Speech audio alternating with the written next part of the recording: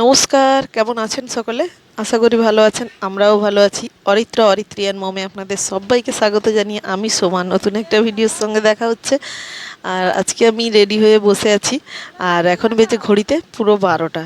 কিন্তু এখন থেকেই ভিডিওটা শুরু করিনি, করেছিলাম সকাল থেকে, কিন্তু এখন থেকে দিতে হচ্ছে। আর বেরিয়েছি যাব, যেহেতু স্কুলে বাচ্চাদের সামার ভ্যাকেশন পড়ে গেছে, ওই জন্য বাপের বাড়ি যাওয়ার জন্য রেডি হয়ে বসে আছি। এটা ছিল ঠিক সকাল 5টার সময় উঠেছিলাম। সকাল 5টা থেকেই ভিডিওটা শুরু করব ভেবেছিলাম, কিন্তু আর করে উঠতে পারিনি। কারণ এই যে চলে যাচ্ছি বলে বাচ্চাদের কালকে স্কুলের জামা কাপড়, ওদের ওয়াটার বোতল, টিফিন বক্স সব কিছু গুছিয়ে রেখে যাচ্ছি, যাতে আবার ফিরে এসে, এইটা হলো কাঁচা হলুদ, তাকে খোসা ছাড়িয়ে জলে ভিজিয়ে রেখেছি। কারণ ট্রিমির চাপ হয় এমন ছেলে মেয়ের মাঝে মাঝে, ওই জন্য আমি মাঝে মাঝে কাঁচা হলুদটার রস দিয়ে থাকি। আমি বললাম ওখানে চলে যাব, আবার দেওয়া হবে ঠিকঠাক হবে না, ওই জন্য তাদেরকে আজকে দিয়ে দিচ্ছি, যেহেতু আজকে চলে যাওয়ার আগে একবার দিয়ে দিচ্ছি। আর এখন এই যে বেরিয়ে বসে আছি। তার কাকু গাড়ি বুক করলে তারপরে বেরাবো। তার কাকু বললো তোমরা এত তাড়াতাড়ি বেরিয়ে আছো, আর আমি দুটো ছেলে মেয়েকে কিন্তু নিয়ে একা একা যাব না, আমার সঙ্গে আবার শ্বশুরমশাই যাবেন। এই যে ছোটের স্নান হয়ে গেছে, পুরো খোকা বাবু হয়ে মন্টু বাবু হয়ে বসে আছে আমার কোলে। আর আমার দেওর ওখানে গাড়ি বুক করার জন্য ব্যস্ত। আর আমার সব থেকে বেশি তাড়া দিচ্ছে আমার শ্বশুরমশাই আমার সঙ্গে যাবেন।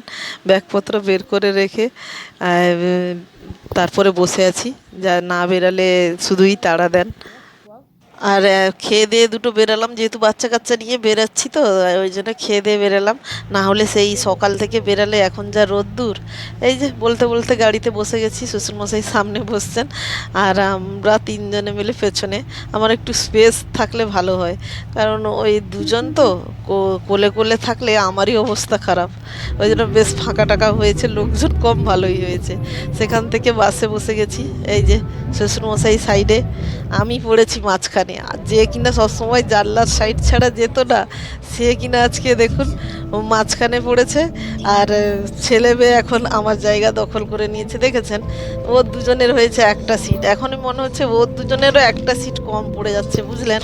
ওর দুজনের মারামারি লাগছে, মনে হচ্ছে আর 1 বছর পরে ওদের দুজনের জন্য আবার দুটো সিট বুক করতে হবে। আমার সোনাবু তো বাইরে বেরানো মানে গাড়ি দেখতে দেখতে যাওয়া, তার গাড়ি সারাক্ষণ গাড়ি দেখতে দেখতে যায়।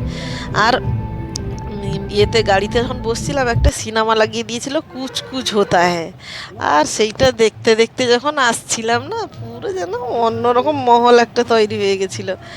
বলতে বলতে দেখুন আমাদের বাজারে নেমে পড়েছি। এখন ঘড়িতে বেজেছিল ঠিক 5:30 বেজেছিল, নেমেছি। তারপরের থেকে আর ভিডিও করা হয়নি, তারপরের থেকে অনেক কিছু ব্যাপার হয়ে গেছিলো। আর এখন বাজে আবার তার পরের দিন, মানে আজকে পৌঁছে গেছি, সেদিন পৌঁছে গেছি, তার পরের দিন সকালবেলা। এই যে সবাই এবারে বসে আছে মামার বাড়িতে। এই যে অ্যানা বসে আছে, অ্যানাবতী হলো যে তার দাদা মামার মেয়ে, অ্যানাবতী। আর কটিমা বসে আছে সকাল থেকে অনেক কিছু জামা কাপড় ভিজিয়ে।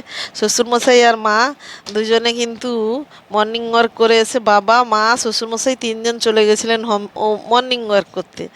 এসে শ্বশুরমশাইকে চা দেওয়া হয়েছে, চা খাচ্ছেন, মায়ের সঙ্গে গল্প করছেন। আর অ্যানা আমার সঙ্গে একটা গুরুতর ব্যাপার নিয়ে ডিসকাস করছে, বলছে কি একটা ভিডিও বানাও। এ পাড়ার মধ্যে এসে দেখে বলছে কি ভিডিও বানায় এরকম বলছে। আর এখানে দোলনা টাঙিয়েছে, অ্যানার একটা খাস দোলনা এটা। এবারে আমি এইটা দোলনাতে বসে বসে দোলনাটা ছিঁড়ে দিয়ে বাপের বাড়ি থেকে যাব, এইটা বলেছি। অ্যানা তাই একটু মনে কষ্ট পেয়েছে, তার দোলনা ছিঁড়ে যাবে বলে। আর এতক্ষণ দোলনাতে ফাঁকা ছিল, কটিমা আসে না। যেই আমি যখনই গিয়ে দোলনাতে বসে পড়ি, অমনি তাকে সেখানে বসতে হবে, না হলে ফাঁকা থাকলে কেউ আসেই না। এই হচ্ছে ব্যাপার। সকালটা তো এইরকম করে শুরু হলো।